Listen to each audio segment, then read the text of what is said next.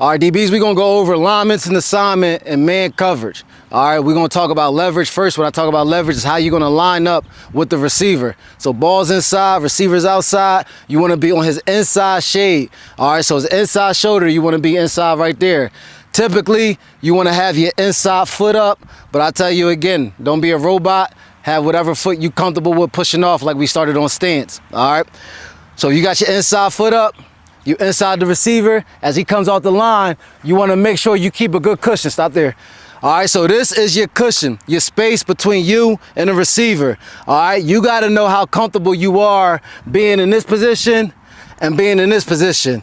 At some point, your cushion is going to close and you're going to have to start to get out. What I mean by getting out, like we talked about the 180 turn, you're going to have to start to shuffle and get here. All right, now when he makes his move, break out, you can break with him. All right, so going back to that 180 turn I talked about, that's why we don't want to just silhouette right out. You want to have that shuffle and let him close your cushion before you got to break out. All right, so get back in line.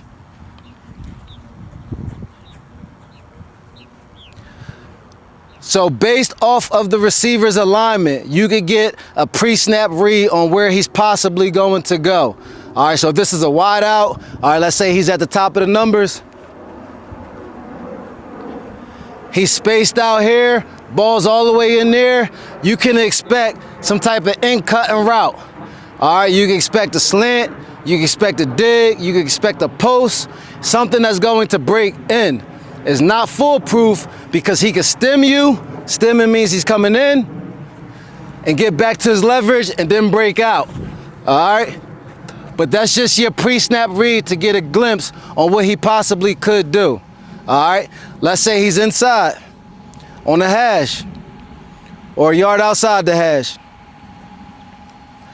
Now, if he's out here, he's the wide out, there's no receiver outside of him, you can expect some type of out breaking cut. All right, out breaking route where he's gonna come up the field and he's gonna break out. All right, so that's gonna help you get that pre-snap read and get a jump when he's about to break. All right, so you align back up.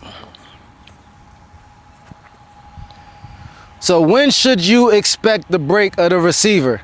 Most routes is around the 8 to 12 yard mark. All right, so right now the ball's on the 40. As he's coming, he gets in his route. Now he's at 8, 10, he breaks.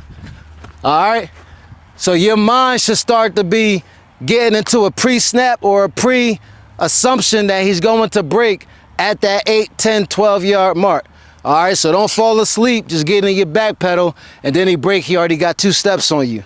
All right, so like I said, you get a pre-snap read. If he's outside here, you expecting some type of in cut, but you also want to keep your leverage. All right, like I said, your leverage is inside the receiver. So if he stems, you got to stem with him and keep your leverage inside, so when he breaks, you can still beat here. All right, don't let him stem you inside and you stay outside of him, and now he gets inside, break your leverage and break inside. Now you got to chase him. So you want to go more to a press coverage. All right, I mean, you want to get up in his face. You can play this any type of way. All right, there's a couple ways you can play it. You can have that inside shade like we talked about in the off coverage, or you could be head up. All right, you never really want to be outside shade of the receiver.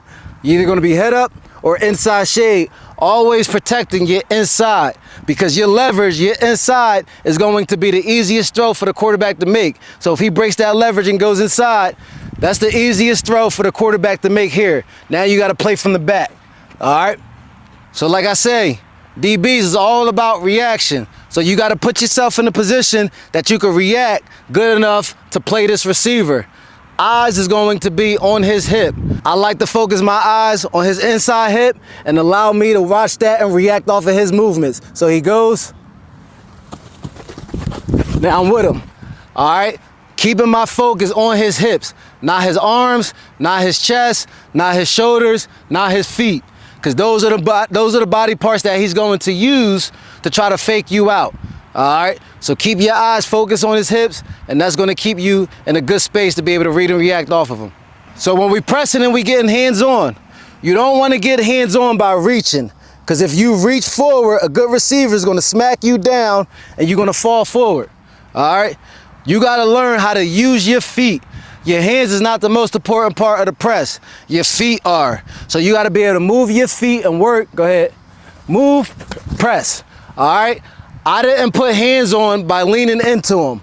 All right. I'm moving back.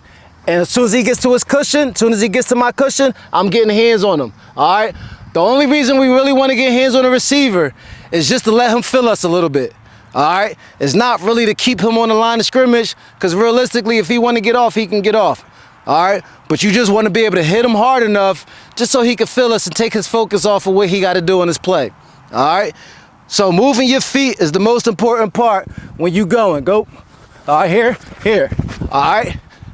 Moving your feet back, staying in front of them, keeping your leverage. That's how you use that press. So we're going to use these next drills to help you work on your man coverage, reading, reacting, and your press coverage. All right, and this is what they look like. So this drill called the mirror drill. All right, so I'm the DB. This is the receiver. You got to react off the receiver. Within a 3-4 yard space, the receiver's going to stay behind the line, moving side to side, trying to fake me out. My job as a DB is to try to keep my leverage, staying inside of him and reacting and moving with him, but keeping my leverage on his inside. So this is what it look like. Set, go.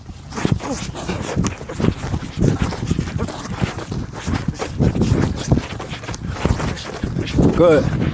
All right. And that's all you got to do. You got to try to stay with him, move your feet, have quick feet, and keep your leverage. All right, this drill is a read or react drill. All right, you got the receiver. I'm the DB. The receiver is going to attack the DB, and once he gets about 4 or 5 yards up the field, he's going to make a move, and you got to break 135 on his move. All right, so the receiver don't have to go all out, just take a step, and the DB's got to break out going hard. All right, this is what it look like.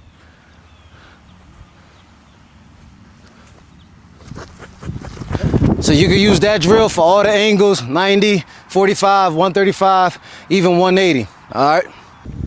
So this next reaction drill, all right, we got a quarterback. I'm the DB. DB gonna be about 10 yards off of the quarterback. When the quarterback says go, you're gonna run down. You get about 5 yards, you're gonna break them, and quarterback throws the ball, you run through it, all right? So this is what it look like.